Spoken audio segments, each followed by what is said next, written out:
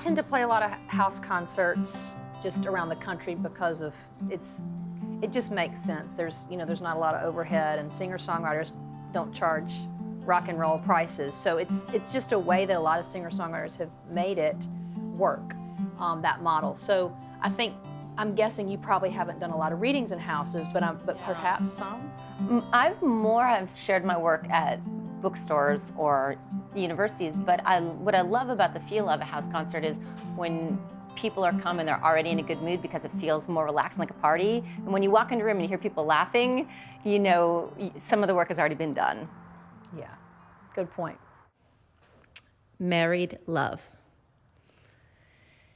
In every book my husband's written, a character named Colin suffers a horrible death. This is because my boyfriend, before I met my husband, was named Colin. In addition to being named Colin, he was Scottish and an architect. So you understand my husband's feelings of inadequacy. My husband cannot build a tall building of many stories.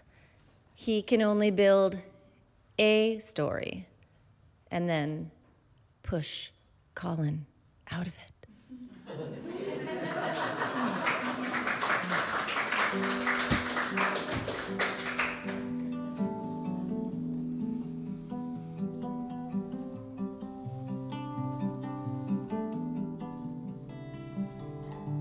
I'm dedicating this to my husband, Chad, back in Los Angeles. I live in Los Angeles now. Don't hold it against me. It's a misunderstood place, just like Mississippi is. But this is a song, I suppose, somewhat about traveling. It was one of those songs that just sort of felt like a gift. It came really quickly, and they all don't by any means. They usually don't, I would say. Anyway, this is called Boat of Dreams because my husband likes it.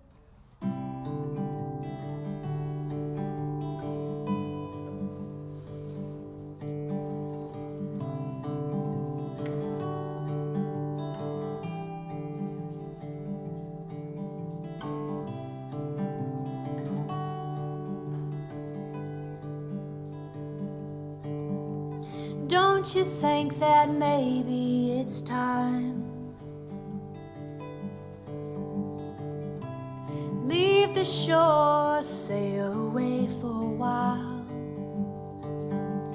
People cheer you on from the other side. Come inside the boat of dreams.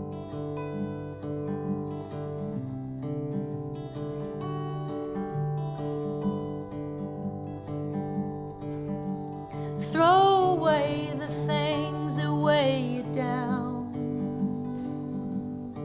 It'll take some rearranging, this I know. One day soon you'll lighten up your load when you step on the boat of dreams. It's close to home, but it's a far away ride. It's something you have known all of your life. You have known this boat of dreams.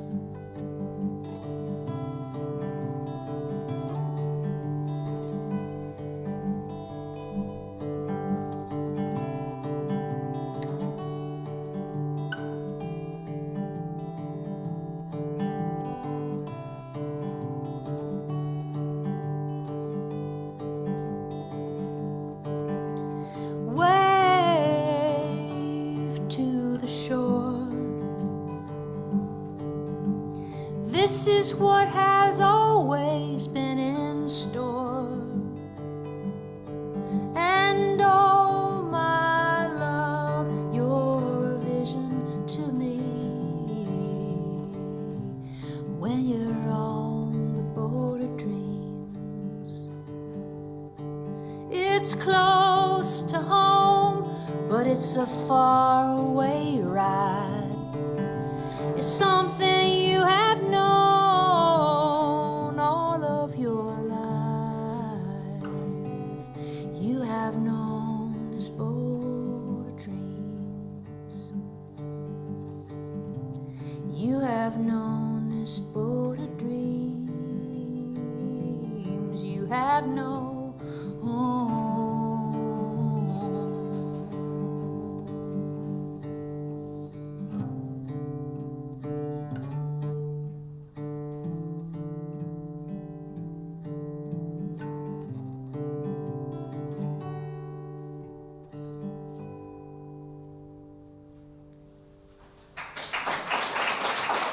Thank you. This is such a lame answer, but I usually just say I'm a singer-songwriter with roots, kind of a roots-based sound. So I'm Americana, I guess. I like jazz chords. I like some blues music. I don't think anybody would call me a blues singer. I think I probably sound like a country singer, really. I think that's probably what my voice sounds like, but I really like all kinds of music. So can you think of a better way to say that? Nope. Okay. What you can expect to hear? Good stuff. That's how Claire sounds. Thank you. A little bit of honey, a little bit of rain, a little bit of sugar is the name of my game. Put it all together and you got yourself a little bit of love in a bowl. So stir it up good, I need a little more salt, a little more soul. Your big blue eyes are breaking my heart again. Here comes the sun shining through my window like a big bowl of love. Looking in my kitchen, I see what you're doing. You're sneaking a licking of my love in a bowl. So stir it up good, I need a little more salt, a little more soul. Your big blue eyes are breaking my heart again. What would you say if I got in your way? If I put you in the middle of a birthday cake? You're making a mess, but I'm a little impressed how you spread it all over your face. A little bit of honey, a little bit of rain, a little bit of sugar is the name of my game. Put it all together and you got yourself a little bit of love.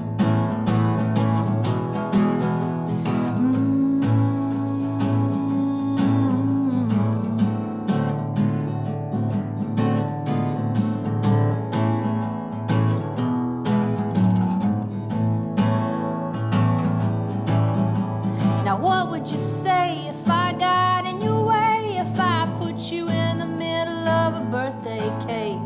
You're making a mess, but I'm a little impressed how you spread it all over your face. A little bit of honey, a little bit of rain, a little bit of sugar is the name of my game. Put it all together and you got yourself a little bit. Put it all together and you got yourself a little bit. Put it all together and you got yourself a little bit of love.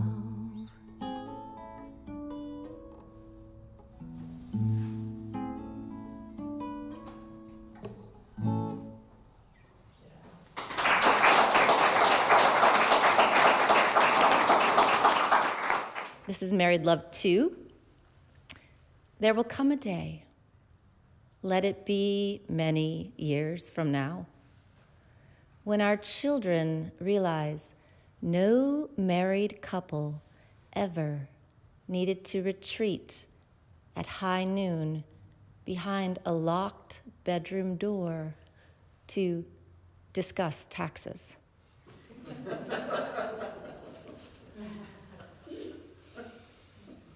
This is the shortest piece in the book. It's 9 words. Returning from spring break, junior year at Notre Dame, swapped the rosary on my bedpost for Mardi Gras beads.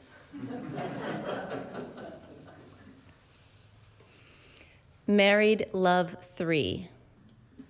As we lower onto the December cold pleather seats of our used minivan, we knock hands, both of us reaching to turn on the other's seat warmer first.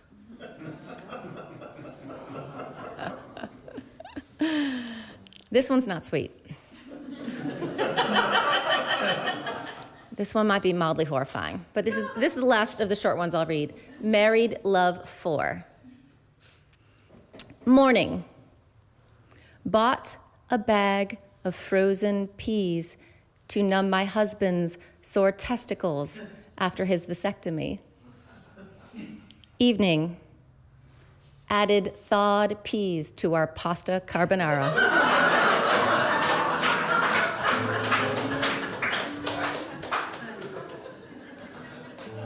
I do think Mississippi is a state where people still have a strong sense of the narrative and still understand the place of literature and music in their lives. It's still relevant, culturally relevant. So it's been really fun to spend this time hearing from people and sharing with people our stories. This piece is called Small Talk at Evanston General. And what is it you do? He asked after a moment of silence. My mother was in the bathroom, exchanging her dress for the cotton gown. I had the sense that he was asking to fulfill some kind of med school training. You know, engage the patient's loved ones in conversation. 5 outlandish occupations pinged through my head. All lies. But I knew I shouldn't mess with him. I needed to get him on our side and keep him there. I'm a writer, I said. A writer? A light turned on in his eyes, suddenly blue as his scrubs. He put his fists up and bounced them, a cowboy bounding over the plains. No, I said, a writer.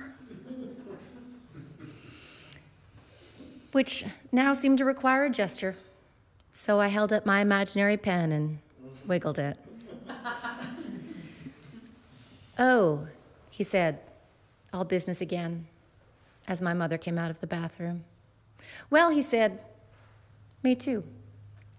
He untied her gown with one hand and slipped the black Sharpie from his scrub's pocket with the other, clamped it between his teeth to bite off the cap, then drew dashes on my mother's naked chest to show where his scalpel would go.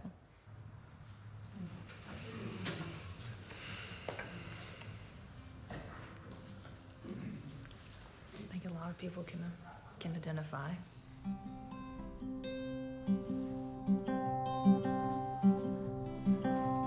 I have wandered from my home, my lips are dry, my feet are worn, my eyes are blinded by the dust clouds in the road.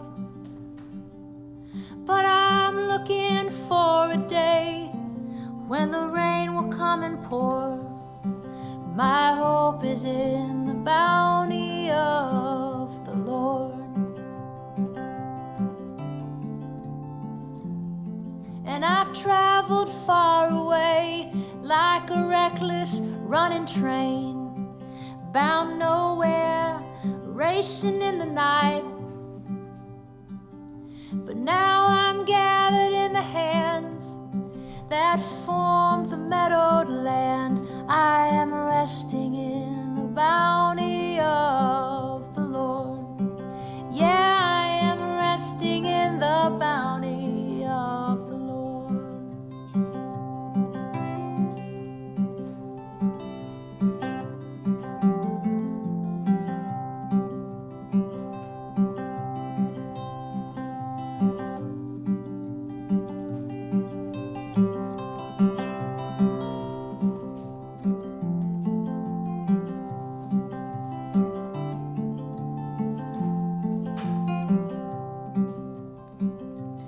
I can hear the people singing and the sound of tambourine.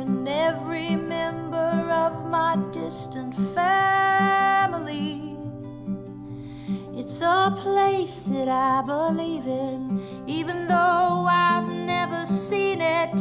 I'm believing in the bounty of the Lord.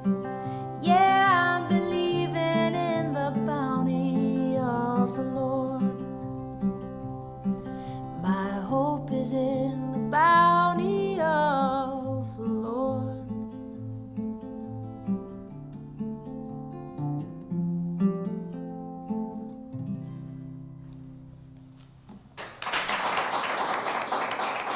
Thank you. Well, I think we both have as a very strong part of our identity being Mississippians, although we come at it from different angles, because Claire lived all of her young life here and then with her husband moved to LA several years ago, whereas I'm originally from Chicago and moved here with my husband, and we've lived here for 16 years.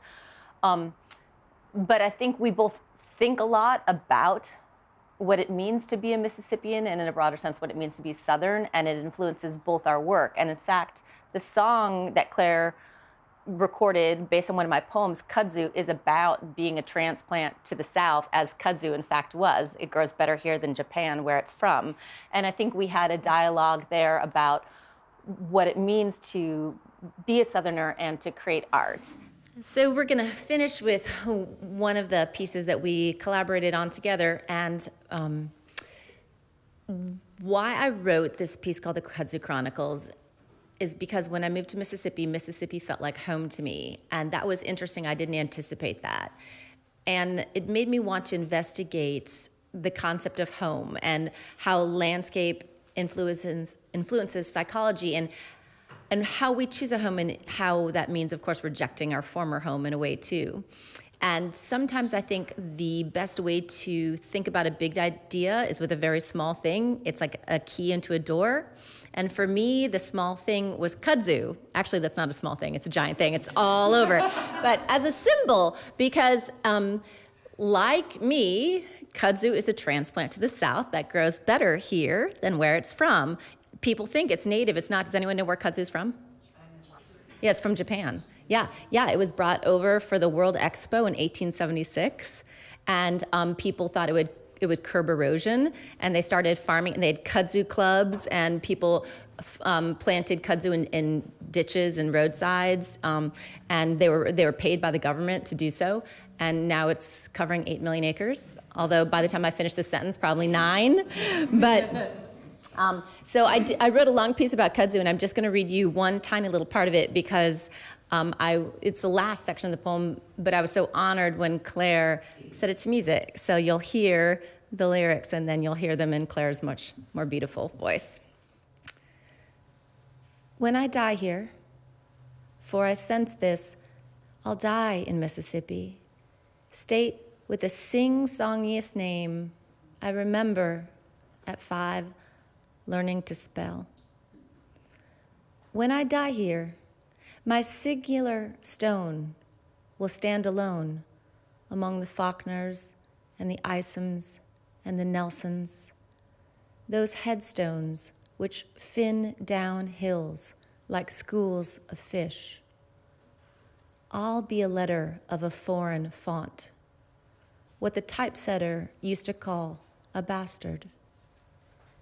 And even when my husband and children are dragged down beside me, their shared last name won't seem to claim my own, not to any horseman passing by. Listen, kin and stranger, when I go to the field and lie down, let my stone be a native stone. Let the deer come at dusk from the woods behind the church, and let them nibble acorns off my grave. Then let the kudzu blanket me, for I always loved the heat. Let its hands rub out my name, for I always loved affection.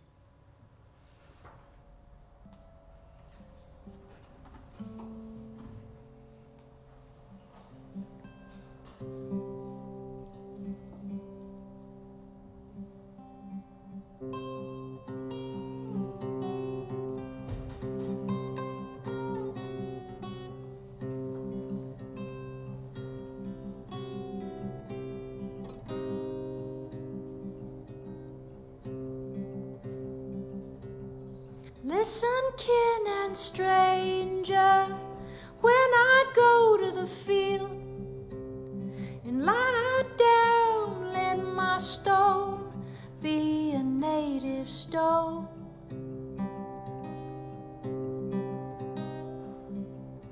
Let the deer come at dusk from the woods behind the church, and let them nibble acorns off my grave.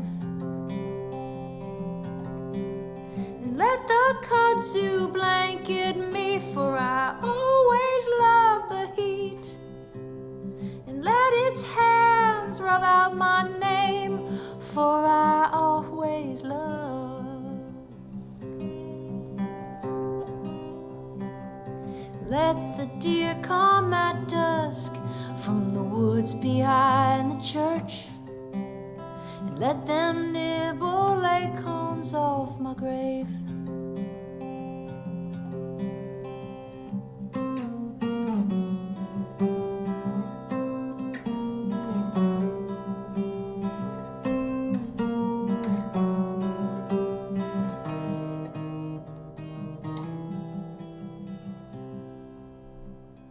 Listen, kin and stranger, when I go to the field